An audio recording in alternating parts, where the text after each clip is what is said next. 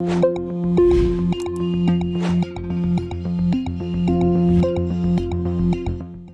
aí, jovens, tudo certo? A partir desse vídeo, então, vamos resolver questões da banca CESP-Cebrasp para o teu concurso público do INSS, certo? São questões, então, que abordam todo o conteúdo previsto em edital, certo? Essas questões estão disponíveis, então, no teu material de apoio em formato PDF. Eu recomendo que tu tente resolver essas questões sozinho, ok? Depois volta aqui para o vídeo para corrigir comigo essas questões, certo?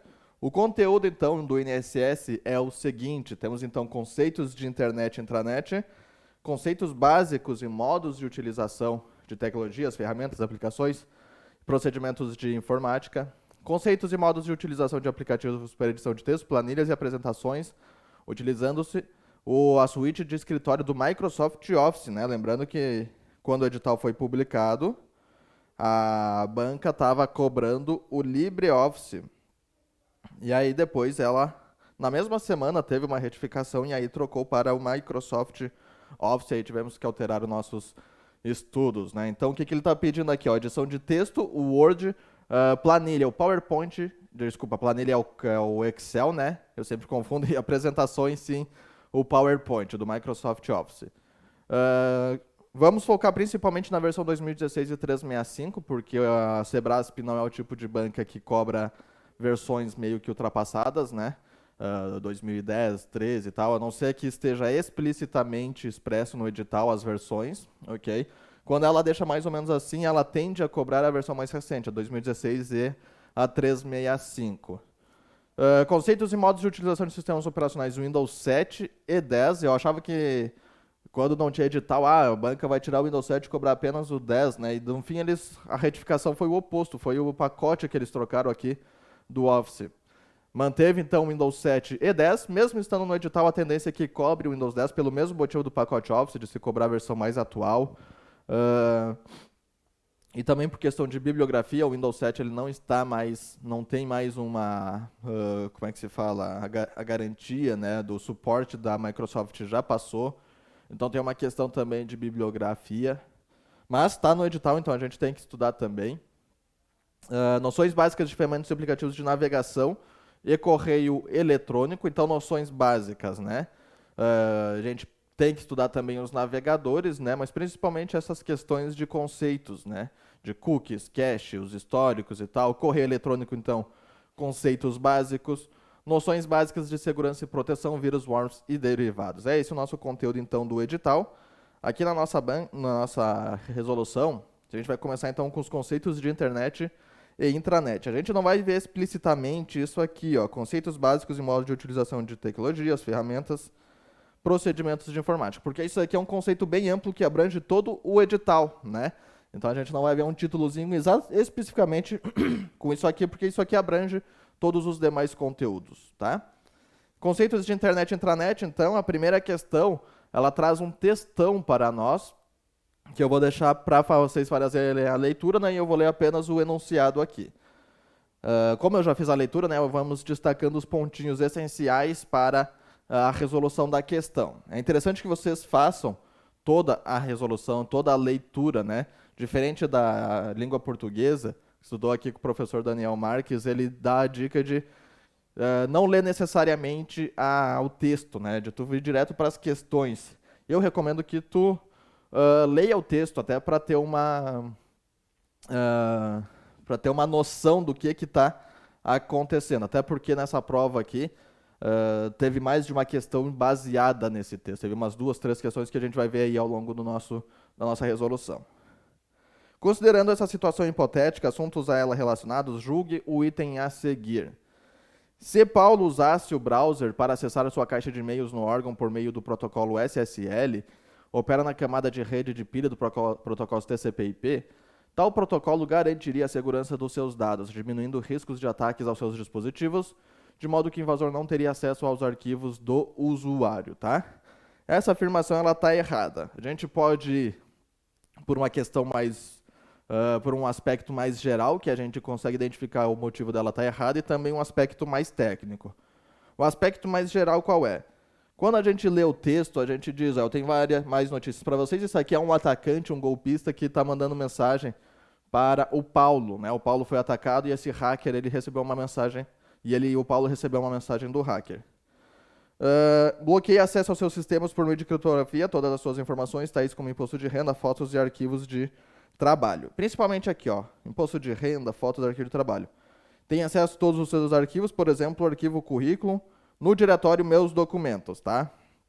A gente vê o que então? Que esse hacker, ele atacou o computador, a máquina física do usuário, do João, né? Do Paulo, desculpa. É Paulo o nome do personagem. E o que o SSL faz? O SSL, ele é sim utilizado principalmente por e-mails, né? Pelo Gmail, pelo Hotmail, por vários, né? O SSL também é utilizado para páginas comuns de internet, de site e tal. A função dele é criptografar os dados que estão sendo utilizados naquele site, naquela página, ok? Por exemplo, se tu vai fazer uma compra aqui, se tu fez uma compra aqui no PGF Concursos dos nossos cursos, né? Desse curso do INSS, tu pode ver lá em cima que tem aquele cadeadinho no navegador, né? Quer dizer que o nosso site, o PGF Concursos, ele utiliza o protocolo SSL.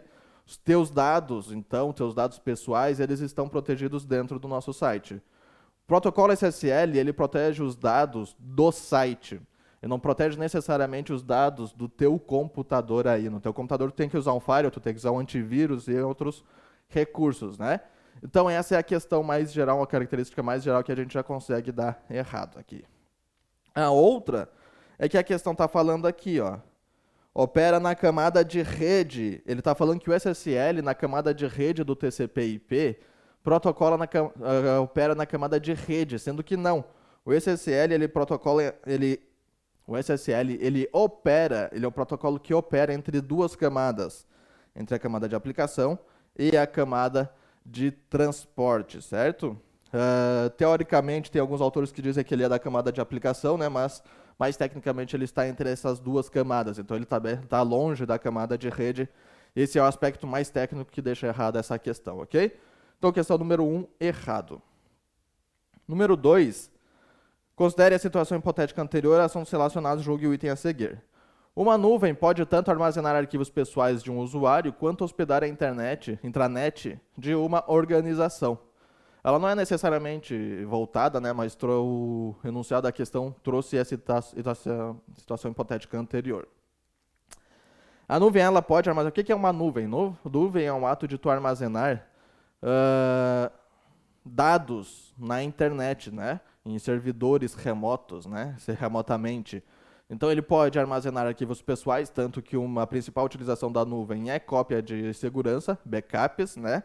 Mas também, sim, pode hospedar a intranet de uma organização. A intranet, que é aquela rede interna de uma organização, tu vai ser aprovado aí no concurso do INSS e tu vai trabalhar com a intranet do INSS, provavelmente.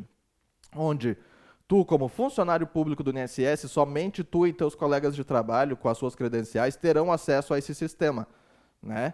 Então, esse sistema, ele vai ter o sistema, sei lá, de cadastro de pessoas, cadastro de funcionários, dependendo do setor que tu trabalhe, e isso pode ser salvo fisicamente naquela instituição ou remotamente em uma nuvem, ok? Então, 2 está correta. Número 3, a computação na nuvem possibilita que aplicações executadas em servidores isolados sejam também executados na nuvem, internet, em um ambiente de larga escala e com uso elástico de recursos. Essa afirmação está correta também. É quando uma instituição ela tem uns servidores físicos no seu prédio, né, nas suas dependências, e a direção, vamos tirar isso aqui e vamos passar para a nuvem, né? A gente consegue fazer isso? Sim, é possível fazer isso. Ambiente larga escala com uso elástico de recursos. O que isso significa? Significa que se eu tenho servidores físicos aqui no nosso prédio, a gente tem aquilo que a gente pagar, né? O que a gente programar naquilo ali. Agora, se eu pego isso e mando, por exemplo, para o OneDrive, esses dados, essas informações. O OneDrive, ele tem serviço de armazenamento, de criação de pastas. O OneDrive, dependendo do plano que a empresa contratar, vai ter o pacote Office lá dentro. Perdão. Vai ter o pacote Office, né? Então, uso elástico, né? Uso um uso mais abrangente, vai ter mais recursos disponíveis para uso, né? Então está correto. Questão número 4. No sítio de buscas do Google, né, a Sebrasp, ela tem isso de aportuguesar as palavras. Site quer dizer sítio. Então vocês não vão ver a palavra site nas questões da Legale, da Sebrasp. Vocês vão ver sítio, tá? A mesma coisa, slide no PowerPoint, né? Slide. Vocês vão ver assim, slide. Tá? Ela aportuguesa as palavras, ela torna português as palavras.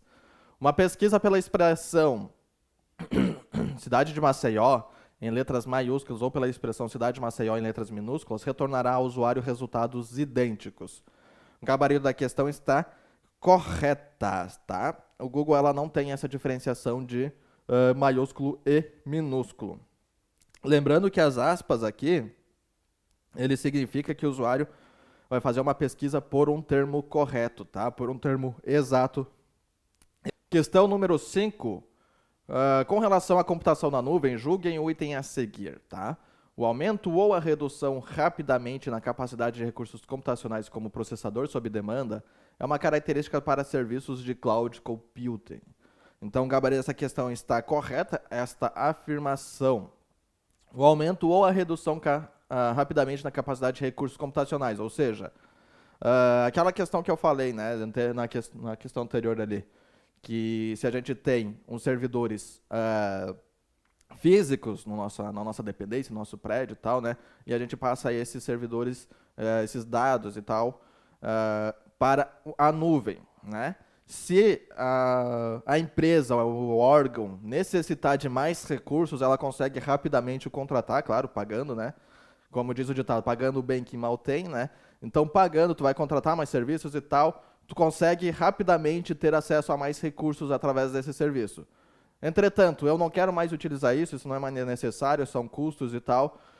Tu pode, novamente, reduzir essas características, esses recursos computacionais, né? Ele dá essa questão bem técnica, assim, mas são coisas simples, é tipo, eu tenho um serviço lá que eu quero usar aquilo lá, se eu quiser eu pago por aquilo, contrato um plano e uso. Se eu não quiser também, eu cancelo essa assinatura e volto para um plano anterior, um plano inferior, onde eu não uso tanta coisa assim, não uso tantos recursos. E por que que é rápido, né? Porque é uma contratação rápida que se faz ali online, às vezes nem conversa com uma pessoa, simplesmente entra no site e faz a contratação desses recursos computacionais. Por que que é sob demanda? Porque é conforme a necessidade da instituição, do contratante, né? Conforme vai necessitando, vai contratando ou vai desfazendo, certo? Número 6, essa URL aqui, telebrás.com.br, é uma URL em que HTTPS indica o protocolo de comunicação, com uma camada de proteção na transmissão de dados entre o computador de usuário e o servidor. Permite a obtenção de recursos textuais do sítio da Telebrás. Isso aqui está correto, né? O HTTP, ele é o protocolo responsável por fazer a comunicação do site, né? E também por fazer aquela conversão do código do site para a parte visual que a gente vê na página, aquelas imagens, o texto e tal. Porque aquilo, por trás daquilo, tem todo um código, tem toda uma programação, tá? Que isso não é acessível para qualquer usuário. Então, a função do HTTP é converter toda essa função, todo esse código, HTML, CSS e outros códigos mais técnicos, para a parte visual, para o usuário visualizar, tá? E tem também o HTTPS, que é o protocolo que, além de fazer isso, vai ter um S de segurança. Esse S de segurança é uma camada adicional de segurança. O que que tem nesse S de segurança? Tem aquele protocolo que a gente já viu anteriormente, que é o SSL. E tem também outro protocolo que se chama TLS. Então, são dois protocolos trabalhando dentro deste protocolo aqui, que é essa camada adicional de segurança. Então, HTTPS, além de fazer essa tradução, digamos assim, do código para a parte visual, ele faz também essa segurança, que foi o exemplo que eu dei, né? Que tu comprou o teu curso aqui no PGF Concursos e tal. O nosso site, ele utiliza HTTPS, O HTTPS dentro dele tem outros dois protocolos, SSL e TLS. Esses dois protocolos criptografam e protegem os teus dados aqui dentro do nosso site. Então, protocolo de comunicação com uma camada de proteção na transmissão de dados? Sim, essas duas proteções aqui, ó, essa camada é essa aqui. Entre o computador e o usuário, permite a obtenção de recursos textuais do sítio da Telebrás. Esses recursos textuais nada mais é do que esse código que eu dei o exemplo, né? O HTML, o CSS, que tem por trás daquela parte visual, ele tem um código, tem uma programação. É essa a função, então. Questão número 6 está correta. Número 7. Sempre que uma URL é salva pelo gerenciador de favoritos do Google Chrome, ó, estamos falando agora de navegadores, ela é sincronizada em todos os dispositivos utilizados pelo usuário na sua conta do Google. Gabarito aqui está errado. Na maioria das vezes, não é regra, mas na maioria das vezes, quando a banca colocar sempre, ou ela coloca sempre, ou ela coloca exceto, apenas e tal, esses tipos de terminhos assim, geralmente, na maioria das vezes, se a banca colocar isso, vai estar errada a assertiva. Sempre que uma URL é salva pelo gerenciador de favoritos do Google Chrome, ela é sincronizada. Não. Não é sempre porque em ambos os navegadores, tanto o Google Chrome quanto o Firefox, quanto em qualquer navegador, existe a possibilidade de sincronização. Onde, se eu estou no meu computador do trabalho e eu salvo um favorito aqui no meu computador do trabalho, e eu entro lá no meu computador lá da minha casa e eu entro com a minha conta, esse favorito vai estar disponível lá também porque as contas estão sincronizadas.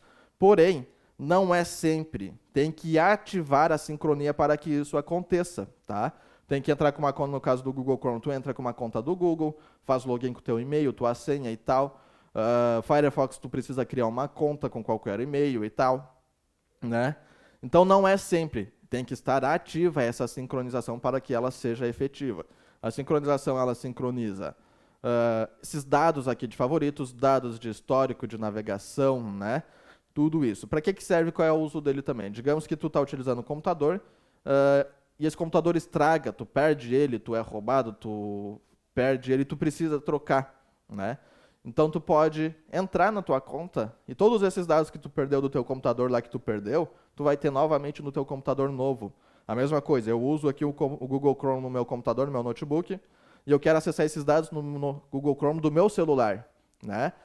É possível também com a sincronização, ok? Número 8. Considere que a sintaxe velocidade do jogar -carro tenha sido utilizada em uma pesquisa no Google. Nesse caso, serão mostrados resultados que contêm a frase velocidade do Jaguar, com essa correspondência exata, sem a palavra carro. Está correta esta afirmação. Essa correspondência exata, com as aspas, eu quero exatamente isso, nessa ordem, velocidade do Jaguar. Porém, o Jaguar tem o animal e tem o carro Jaguar. Mas eu quero saber a velocidade do Jaguar do animal, não do carro. E por isso, utilizamos um traço para excluir essa palavra, a palavra carro. Então, a oitava está correta essa afirmação. Sendo o HTTPS um protocolo de segurança utilizado em redes privadas de computadores, infere-se que o endereço identifica necessariamente um sítio localizado dentro de uma intranet. Isso aqui está errado, tá? Não quer dizer que está necessariamente dentro de uma intranet. Esse intra refere-se somente a um endereço, não necessariamente que é uma intranet, né? Então, errado essa afirmação. Questão número 10. Outra coisa que a questão pode falar, já que a gente está tocando em número 10, abrir um parênteses, né? Abrir e fechar um parênteses.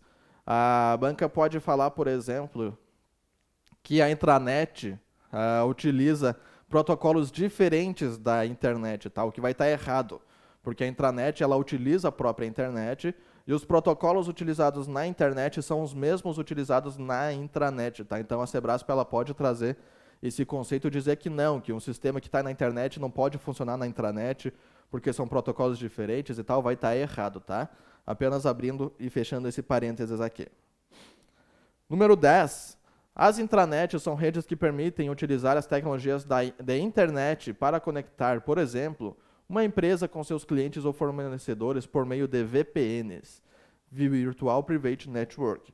Gabarito está errado, né? O conceito de intranet é aquela rede privada onde apenas pessoas autorizadas têm acesso, tá? Não necessariamente por meio de VPN. Pode utilizar um VPN, mas não é necessariamente, né, o uso da VPN. Não é um uso obrigatório de VPN para se conectar. VPN é aquela rede virtual privada, né, que ela vai criar um túnel dentro da rede tradicional da internet para conectar com segurança dois computadores, né, remotamente. Então não é necessário isto, ok? Então não é utilizado especificamente a VPN dentro de uma intranet. Até porque fornecedores, né, clientes fornecedores, uma intranet ela é geralmente utilizada pelos funcionários daquela rede. Então esse negócio de clientes fornecedores, isso faz com que fuja um pouco o controle da intranet. Não está bem o conceito da intranet, né? Está errado, então, esta questãozinha. Próximo assunto, Windows 7 e E10, deixaremos, então, para o próximo vídeo. Até mais!